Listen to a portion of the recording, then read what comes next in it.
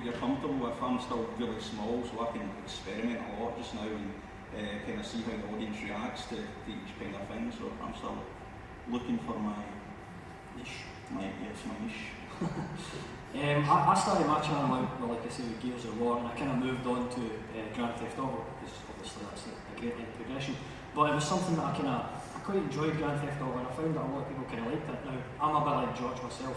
I'm not really a larger channel, I wouldn't describe that to myself, but Grand Theft Auto is kind of the game that's done the best for me, I would say, to be honest. People seem to enjoy that series, so I'm going to try and keep on with it. So how important is it to find that game you specialise in it? Can like a specific game make your channel? Oh yeah, I think so, yeah, definitely. There's variety of channels out there and stuff like that as well, but you tend to find that they're a bit slower and growing. Specific games, you can kind of find a community, the impression I get anyway, obviously, is that you can find a community and kind of grow your channel from there. So say like you like Grand Theft Auto, and there's all these channels already making videos of it. How do you like get in on that? Just got to think of original ideas, man. Uniqueness, originality. We're Scottish, so that kind of stands out quite. You know, people recognise the Scottish, well, maybe not recognise it as Scottish, but they recognise a different accent almost immediately. Sometimes mistaken for Irish or German, I'm sure at one point, but or even Russian sometimes. Russian as well, yeah. That's just kind of, you've got to have that kind of uniqueness, and it kind of helps you stand out a bit more, I think. I remember when I first started my channel, at first I never used to sound like this. I used to have more of a Scottish accent, but I just kind of like blended away. But when I first started, nobody could understand me, and it's gotten easier as it went on. But now it's been like quite a good selling point of your channel to be like from Scotland. So it's like almost quite a good positive to your channel as being Scottish, as having that accent, because like most of America like that accent. Or, it doesn't seem like an unpopular accent to feel that way, like globally. Yeah, I get comments all the time from people, or when I'm in like calls on different Discord servers, people just be like, please just talk, I love your accent. But then there's also on the other hand where people just like, what are you saying? Because they can't even understand you sometimes. You have a really strong accent, but it doesn't really, not really for me, because my accent's not so strong, but there's some people yeah, I kind of keep quite a strong accent. It has been noted on one or two occasions. Actually, it sounds like what shortbread looks like. It's the most Scottish thing. So they say.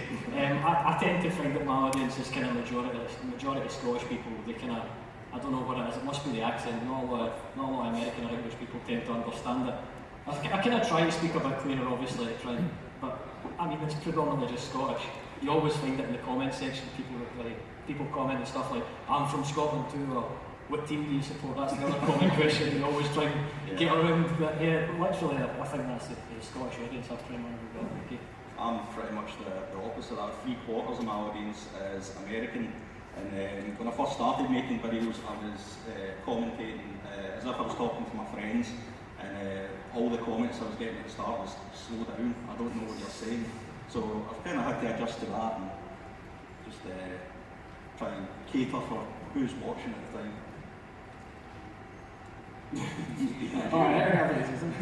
It's just roughly what George said as well. More an American-based audience, but a lot of people are from Scotland anyway. So just got to see what your audience likes, to be honest. Just got to cater to what they want.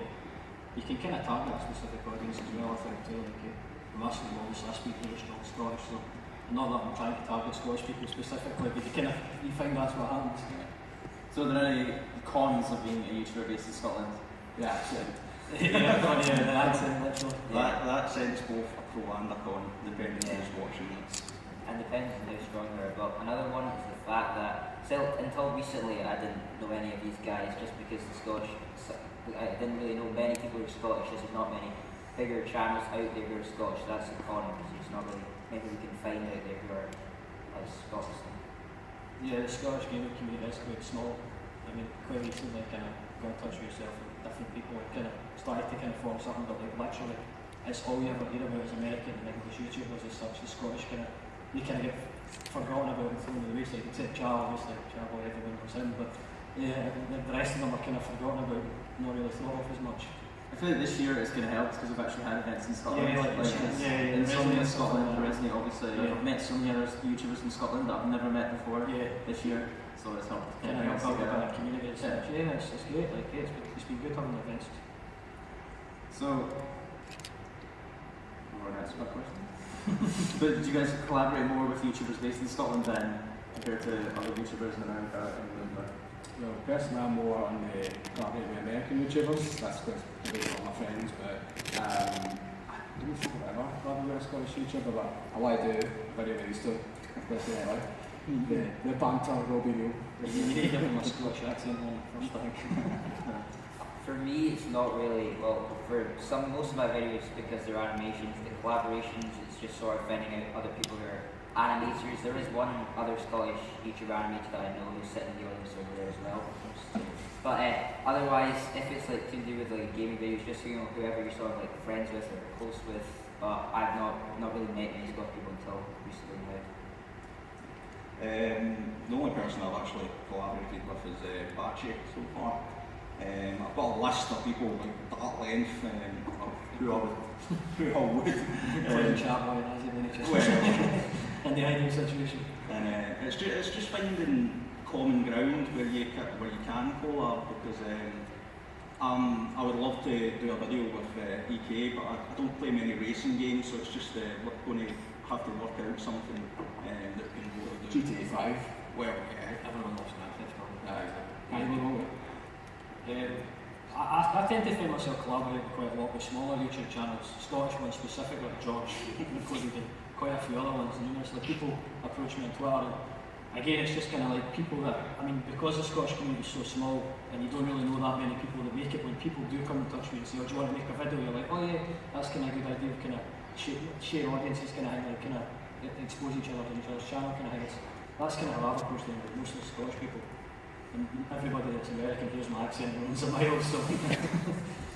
So just so we can get an idea of our audience a bit more, put your hand in the air if you have a YouTube channel. Keep your hand in the air if you have over 100 subscribers. About 1,000. 100,000? Sorry, Marlon. Just miss the greatest. So I guess what would be, if we could give one tip each for someone that wants to grow their channel, what would be your top tip? Same thing I've said to everyone, be yourself, be original and be consistent. Just keep uploading videos. Just stole my idea. Well, you can see. There we go. Some extra tips to use there. There you go. Well, it all really depends. Like, if you want to build off, your personality, then just be original to yourself, and try and show yourself in yourself as you are, and try and project yourself. If you want to, sort of go for the game and try and find something original in that game, and try and interact with an audience of that game. But it all really depends on what you're wanting to start off with each of Yeah. I mean, I run a gaming channel and I can barely game. I'm a horrible gamer. So I'm trying to build my channel around more my personality and that kind of thing, because when I first started, I was going to do so many Fallout 4 videos. Fallout 4 was a big release just when I started. And I was absolutely horrible at the game. I said to myself, well, making it, well, nobody's going to want to watch that. I don't even want to watch this. So It's a good start. that was a great start. So yeah, just finding something to build your channel on. I'm not going for that one game just now. I'm kind of concentrating on my Today I Learned series, which is a kind of satirical gaming fact kind of series. So that's what's working for me at the moment. Well, kind of to touch very briefly on one of the points that EK mentioned, the one I stole from it. Uniqueness, I think, and individuality is something that's quite important. George mentioned that he has the series Today I Learned. To me, I think that's quite a unique series. It's something that stands out. I mean, obviously everybody knows YouTube is literally littered with hundreds of gaming videos daily, hourly, just so much content.